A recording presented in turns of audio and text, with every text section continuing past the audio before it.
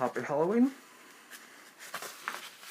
Some of you tonight might be getting up to some of this with your mask.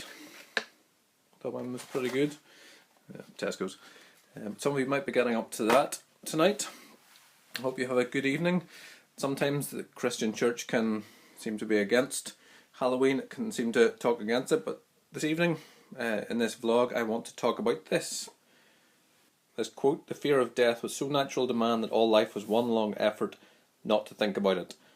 And that was by Dr. Johnson. He was a 18th century writer, he was a poet, an editor, he was a literary critic, and so he's one of these men whose chief aims in life was to deal with words and thoughts.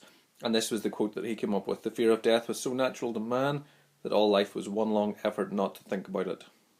You might wonder why we're talking about that, why we're looking at that quote, but when it comes to Halloween, tonight you might be going out to dress up, you might be going out to trick or treat, you might be going out just to knock some neighbours or just to celebrate Halloween.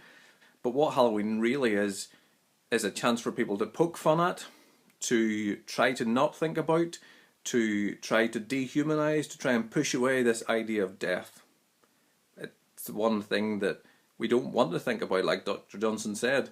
And so we poke fun at it, we dehumanise it, we try to push it at arm's length because, well, if we can poke fun at it, we don't have to think about it. If we can dress up like a skeleton, we don't have to think about it. If we can try to dehumanise it, it means it's something else that won't happen to us. But what the Christian faith tells us is that in the midst of that fear of death, in our efforts not to think about it, in our efforts to poke fun at it, to dehumanise it, the good news is that we don't have to do that. That we can think about it. The Christian faith is something that gives us the ability to live through these things, to think about these things, to reflect upon these things in a way which makes us more human, in a way which gives us understanding, in a way which gives us the ability to cope in the face of these things and not to keep them at arm's length, to not dehumanise them, but to reflect on the victory that we have in them through Jesus Christ. And so go out, enjoy Halloween, dress up, have fun, trick or treat, do all those things, but don't let this time of year be something that you avoid simply because you don't want to face the reality of what it's about, of the life after this one.